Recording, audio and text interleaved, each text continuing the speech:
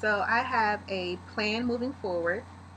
This um, this endometriosis. It's funny because I have lymphedema in my lower left leg, which I'll do a video on later. But essentially, I got a pedicure. I got a staph infection from it, and it damaged my lymphatic system. I have polycystic ovarian syndrome, which is a hormonal illness that's related to your reproductive organs, and it affects that. And it's a female illness, and it's essentially makes you insulin resistant. And I now have endometriosis, so again, a female illness. Well, the only way to none of them are curable. The only way to treat, or I'm sorry, the only way to manage any of these is through diet and exercise. So I feel like God has given me three things that I have that can only be managed by diet and exercise. I feel like He's telling me I need to diet and exercise. And I get it. Nothing that I have is going to kill me. It's just going to affect my quality of life. And that my quality of life is up to me. So I need to make some changes, and I will be doing that over the next few months. I have started reading these two books. Not started. I've actually gotten through this one, and I'm working on this one. But this one is called Reclaim Your Life: Your Guide to Aid Healing of Endometriosis by Carolyn Levitt. And then this one is Recipes and Diet Advice for Endometriosis by Carolyn Levitt. These books have got so much helpful information. I mean, I am so glad that I found these books.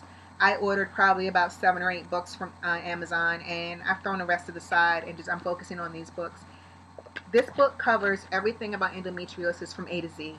What it is, how it works, what it does, how it affects your body, what you should and shouldn't eat, why you should and shouldn't eat it, different types of medications, different types of surgeries, um, herbal supplements, everything. I highly recommend it. I'm not paid for this. Nobody's telling me to tell you this. This is from my personal experience. I highly recommend this book.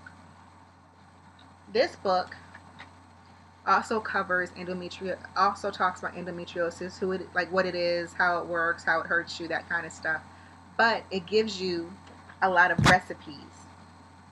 And I can say that the recipe section starts on page 39, and this book is 180 something pages. So from page 39 to page 172 are recipes. But when I start doing these recipes, I will be doing videos on them and give you my feedback. If you have 15, 20, or 30 bucks to spend on some endometriosis books, I recommend these. I got these on Amazon. You can download them onto an e-reader, or you can just order them.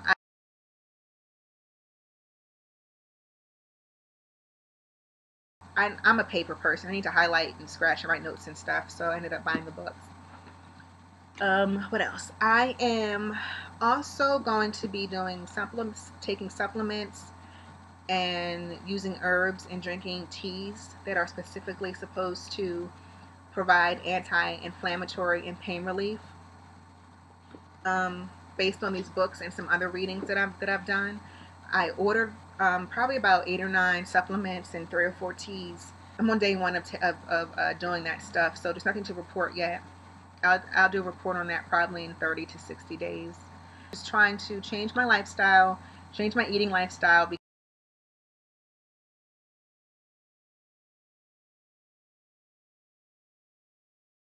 because I am a fast food junkie.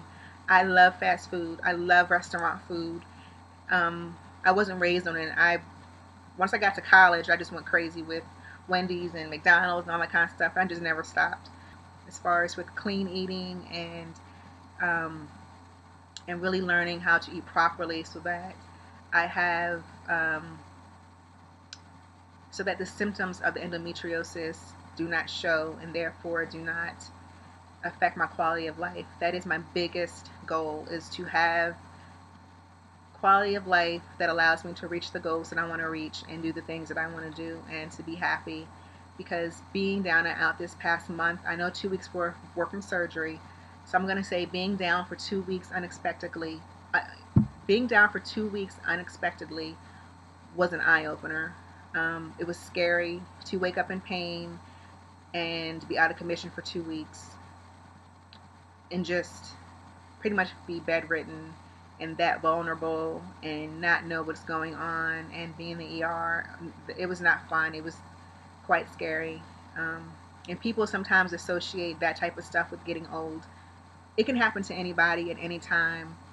So that was just my awakening that I need to make a change with my eating habits and do what I can to have a very good quality of life, or have the best quality of life that I can have. I was on birth control. My plan of action for managing endometriosis was to do birth control 3 to 4 packs at a time and then have a cycle. But when it got to the point to where I was having spotting or menstrual cycles from like a month at a time, or through me taking the packs of pills, and I was still suffering all the symptoms, that's when I decided to go ahead and do the surgery. Um, so I'm hoping that, oh, so let me backtrack. I only get my menstrual cycle when I take pills. That is my issue. That is part of me having PCOS. So some women who have endometriosis, they take their pills straight through so that they don't have a period, so that they don't have the symptoms and all of that. Well, for me, it's kind of the opposite. If I don't take the pills, I don't get a period, which is from the PCOS, which but your body should have a period every now and again. So I was taking the pills so that I could have a period, so that my uterine lining could come out naturally and all that stuff. We won't go into that, but I was kind of trying to find a happy medium between both illnesses. But I've decided that I'm just going to not take the pill, and when I have a cycle, I have a cycle. My doctor and my gynecologist and my endocrinologist think that's a good idea. We're going to try that. With eating healthy and taking the supplements, it may put my body into a nice regular cycle. I may not be I may not have a cycle every month, but it may be regular enough for me to release the uterine lining during my menstrual cycle, and give me time to see if there's any other symptoms of endometriosis, so that we can kind of go from there from a gynecological perspective. So I have talked your ear off. This editing, I don't know, this video is probably still going to be 30 minutes. Sorry. But I just want to fill you guys in on everything. And just if you have any questions, any concerns, any comments, please, put them below. I will do my best to answer them. Or if you would like to know the name of my gynecologist, I'll be more than happy to provide you with that. I don't know that I can put it on YouTube. I don't know how that works. I'm still learning with YouTube. But I am in the DC, Maryland area, and if you want his name, I'll be happy to give it to you. I was very, it's a good feeling when you go, like when I checked into when I checked into the hospital for surgery, you have to go in to get registered, and then you go in to the not the pre-op, but I guess like the waiting room area. You have to sign in there. Then you go sit in the waiting room to be called back to pre-op. And then when you go to pre-op, you have to give a urine test and all that kind of stuff. So at every stage of the way, I had someone tell me that they either were a patient of my doctor or that they just loved working with my doctor. And I just felt so blessed to have a doctor who was so liked and so respected, and who treats his patients so well, that every time they saw the slip with his name on it, it was a positive response. And that just made me feel so much better going into surgery, because I just have a general distrust of doctors because of being misdiagnosed with PCOS for 15 years, and then being misdiagnosed for my lymphedema for 2 to 3 years. I just distrust doctors generally, because they're just people. People make mistakes, and you can get a doctor that had a C average, or a doctor who's just trying to go home, and doesn't care about you. But I've been blessed to really have a good doctor help me through this. There's been times when I've called this doctor at 1 in the morning, where I've sent emails. They've gotten back to me. He's, responded to my phone calls, my voicemail messages.